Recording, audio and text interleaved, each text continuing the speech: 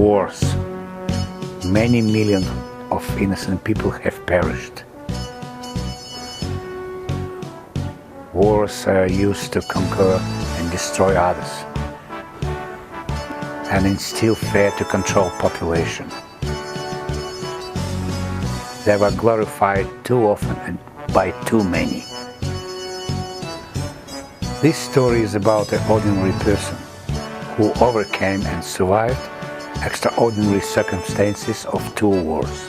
Я, фамилия моя, зовут меня Майкл Белкин, Михаил Белкин. Моего отца звали Герш. My name is Michael Belkin. I was born on the 23rd of February 1918 in a village called Novopoltavka in the Nikolaev region. It was a Soviet collective farm, mainly Jewish members in the south of Ukraine. My father was a farmer and a bookkeeper at a milk factory. He died young at 48, leaving my mother with the 6 children. I had experienced hunger and cold during my childhood. I'm not sure if I'll remember much.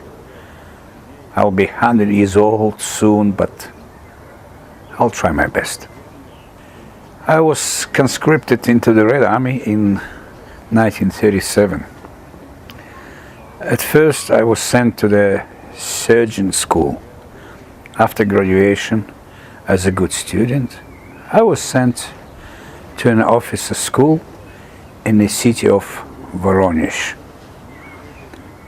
When the war between Soviet Union and Finland began, was 1939 I believe, I was serving as a lieutenant in the 104 Artillery Regiment. I have to admit that Finland was well prepared for this war. It was difficult to take their positions. Our shells bounced off those pillboxes like footballs. I visited one of their pillboxes. It was a well made of good concrete, connected to the underground bunkers, like a town. They could stay there for many years with their food and water supply. When the war ended, I was promoted to a second lieutenant. It was lucky. I was given leave and had an opportunity to see my family before the next war. When Germany attacked the Soviet Union, I was sent to the front in the 41st Artillery Regiment of 96th Division. At first, I served as a second in a command of military unit and soon became the unit commander. The Germans were advanced fast, easily destroyed our tanks. On the 6th day of the war, I met my brother by accident. He served in another unit. I tried to save him and invite him to join my unit. He said, "I can't. If I leave, I'll be killed by my own." Later I was told that he was wounded and had been shot by Germans. But fortunately, he survived, and I found him after this war. To be truthful, the Red Army was not ready to prepare for this war. We thought that we were going to advance and fight of enemy territory. All of our defense lines, plans, tanks and supplies were placed close to the western border of the USSR. During the first few days, the Germans had destroyed and taken them all. We were retreating mainly on foot. We had guns, but no shells. Rifles had no bullets. Reinforcements were sent to us, just schoolboys. I personally received 46 of them. They had no military training and no weapons. They were told, "You'll take weapons from dead Germans." They couldn't get any as we were retreating. Once a bomb landed next to the horse carriage I was on. One guy lost a hand, and a friend of mine had his belly cut open. There were no medics around. I used a needle and treated to sew him up. I have no idea if he survived or not. I didn't see Germans working. They were on the trucks, cars, motorbikes. We worked in the mud and had nothing to eat. At the beginning of the war, the Germans worked, they thought they on a holiday, pretty relaxed, and often only partially uniformed. At the same time, even during retreat, our commanders often punished soldiers for not properly wearing their uniform. Only later we started to receive American trucks and eating meat and some other food in cans that was sent by US. Local people also gave us the food. I truly didn't think that we were going to win this war. We were fighting with rifles against machine guns. Sometimes our soldiers collected and fought with the Germans' weapons. Soon, SMERSH, the secret police military units, were attached to the regular army units. They killed too many of us, those who were retreating or not advancing fast enough. After receiving their reinforcements and some personnel rearrangements, I was appointed as a commander of a punishment battalion at the Southwestern Front. It was formed mainly from criminals and soldiers serving in it as a punishment.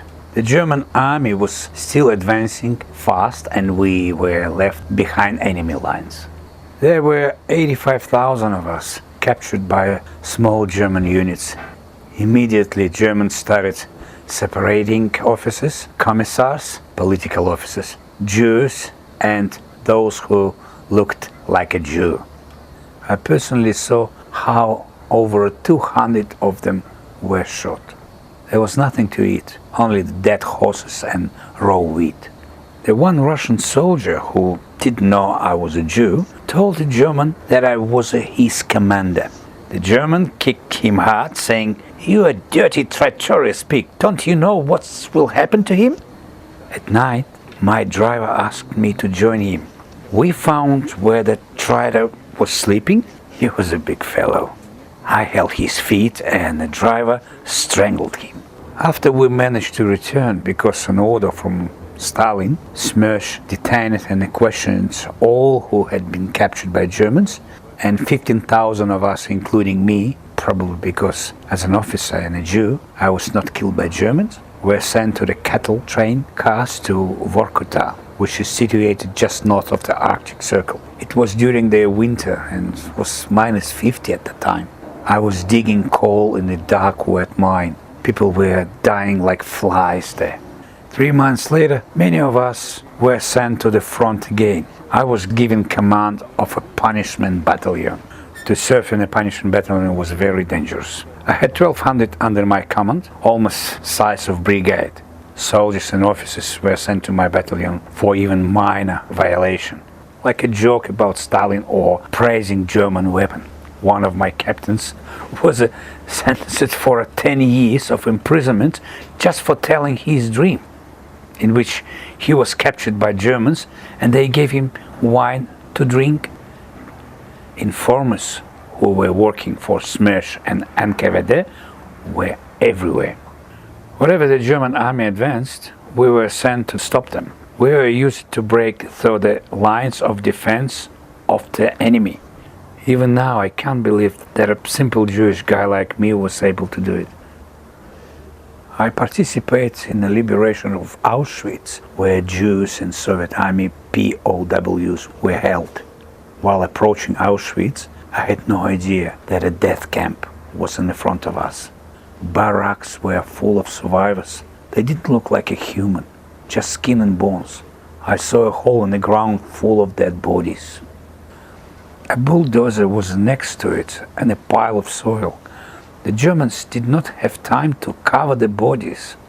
I think some Nazis who were left behind had gone mad. In one of the barracks I saw that German guards were still collecting the gold teeth from the corpse. One SS officer was riding a horse, dragging the body of the Jew behind. I gave the order to tie him to the horse by his legs and let the horse run free. My battalion was under the direct command of Marshal Zhukov. Whenever Marshal Zhukov appeared, we knew there was a plan for advancing and attacks against our enemies. We all felt it. Once he came to our division and saw soldiers making white sandals that would enable them to cross the swamp. Zhukov gave us an order to cut the trees and move tanks across the swamp the same way. We did and won the battle. I was commanding an infantry division during the battle for the Reichstag. I reported to Zhukov that we had taken the ground floor for the Reichstag.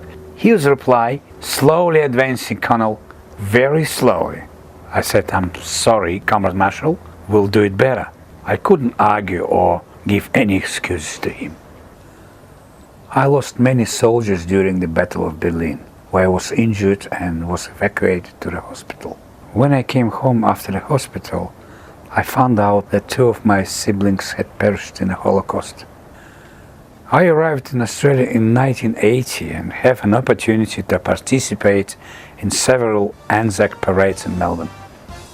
I believe that people need to keep peace. War is horrible, very horrible. I had this experience, and if I survived, it must be thanks to God.